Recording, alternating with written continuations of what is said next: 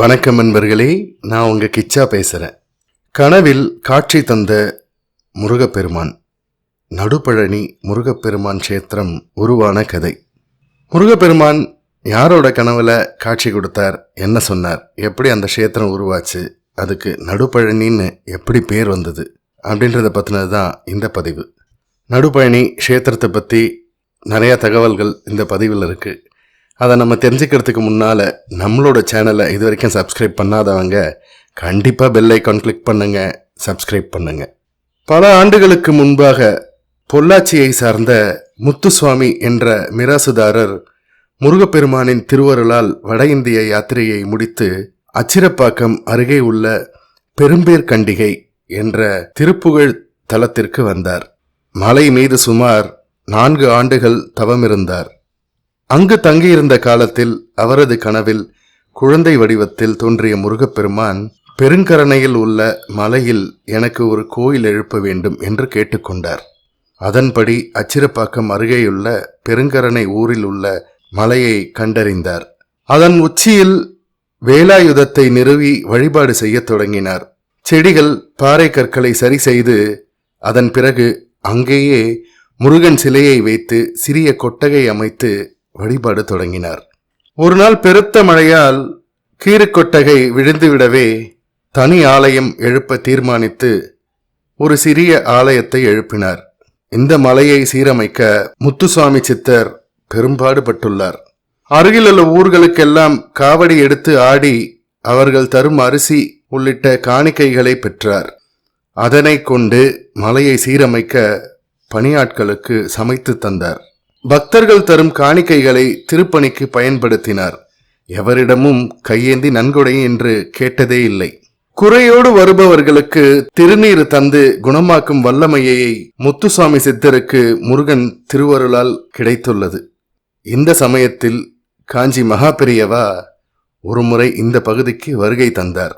அவருக்கு அந்த ஆலயத்தில் உள்ள முருகப்பெருமான் பழனி பால தண்டாயுதபாணியாகவே காட்சி தர இந்த தலத்தை நடுப்பழனி என்று அழைத்திடுமாறு கூறினார் மகாபெரியவா. குருசுவாமிநாதரான மகாபெரியவாளின் திருவாக்கால் நடுப்பழனி என்று பெயர் சூட்டப்பட்டதும் இந்த தலம் பிரபலமாக தொடங்கியது. மூலவர் சிலையை மரகத சிலையாக வடித்து புதிய தண்டாயுதபாணியை பிரதிஷ்டை செய்து 1993 ஆண்டு கும்பாபிஷேகம் நடைபெற்றது. தனது பூ உலக நிறைவு காலம் வருவதை உணர்ந்த முத்துசுவாமிகளின் கனவில் மைசூர் கணபதி சச்சிதானந்த சுவாமிகளின் உருவம் வந்தது. அதேபோல் மைசூர் கணபதி சச்சிதானந்த சுவாமிகளின் கனவில் முத்துசுவாமி சித்தரின் உருவம் தோன்றியிருக்கிறது. அதன் பிறகு ஒரு முறை நடுப்பழனிக்கு மைசூர் கணபதி சச்சிதானந்த சுவாமிகள் வருகை தந்தார். அவரை கண்ட முத்துசுவாமி சித்தருக்கு மகிழ்ச்சி ஏற்பட்டது. இருவரும் தங்களுக்குள் தோன்றிய கனவை பற்றி பேசிக்கொண்டனர். அப்போதுதான் இருவருக்குமே ஒரே நேரத்தில் இது போன்ற கனவு வந்திருப்பது தெரிய வந்தது. நடுப்பழனி மலை பசுமையான பெருங்கரணை கிராமத்தில் அமைந்துள்ளது. சுமார் 300 அடி உயரம் உள்ள கனகமலையான நடுப்பழனி வடக்கில் 128 படிகள் கொண்டு மலையேற வசதியாக நேர்த்தியாக அமைக்கப்பட்டுள்ளது. மேற்கு புறம் வாகனங்கள் மலையேறும் சாலை வசதியும் இருக்கிறது. அங்கே மலேசியாவில் 10 மலை பகுதியில் உள்ள முருகப்பெருமான் சிலையைப் போலவே 45 அடி உயர முருகப்பெருமான் கம்பீரமாக மேற்கு நோக்கி காட்சி அளிக்கின்றார். மலை உச்சியில் இந்த கோவில் உருவாக மூல காரணமான முத்துசுவாமி சித்தரின் ஜீவ சமாதி இங்கே அமைந்துள்ளது. அவரது சமாதி முன்மண்டபத்தோடு எழிலாக ஆலய வடிவில் கட்டப்பட்டுள்ளது. சுவாமிகளின் நெருங்கிய நண்பராக விளங்கிய முரப்பாக்கம் சுவாமிகளின் சமாதி மலையடிவாரத்தில் நவகிரக சன்னதி அருகே அமைந்துள்ளது. இத்தலம் திருமண வரம், குழந்தை வரம் அருளும் தலமாக பக்தர்களால் போற்றப்படுகிறது. தொடர்ந்து 6 செவ்வாய்க்கிழமைகளில் விரதம் கடைபிடிக்கும் பக்தர்களுக்கு கைமேல் பலன் கிடைப்பதாக பக்தர்கள் நம்பிக்கை தெரிவிக்கின்றனர்.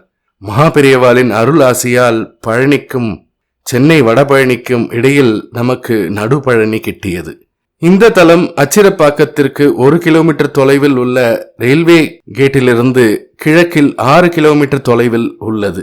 இந்த பதிவு உங்களுக்கு பிடிச்சிருந்தா லைக் பண்ணுங்க, ஷேர் பண்ணுங்க, கமெண்ட் பண்ணுங்க. மறக்காம பெல் ஐக்கான் கிளிக் பண்ணுங்க, சப்ஸ்கிரைப் பண்ணுங்க. நன்றி நண்பர்களே.